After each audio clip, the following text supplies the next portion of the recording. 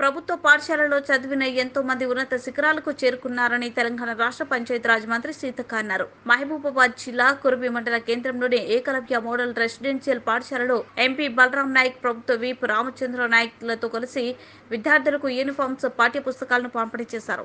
భోజనాల కన్నా టిఫిన్ కన్నా హీట్ వాటరే ముఖ్యం. మనకు హాస్టల్లో ఉన్న కాబట్టి మనం హీట్ వాటర్ ఒకటి మనం తప్పకుండా చేయిస్తాను.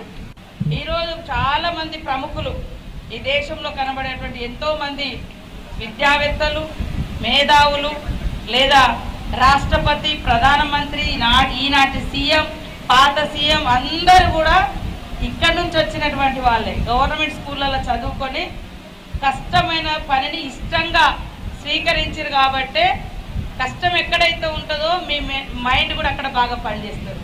మీ మైండ్ కూడా డీప్గా రూట్లోకి వెళ్తుంది. కానీ అన్నీ సమకూర్చినాక లేచి తిని చదువుకున్నామంటే ఆ బాడీలో అంత ప్రెషర్ అంటే అంత పోటీతత్వం ఉండదు.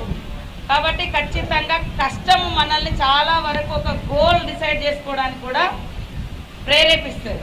మన తల్లిదండ్రులు ఇట్లా కష్టం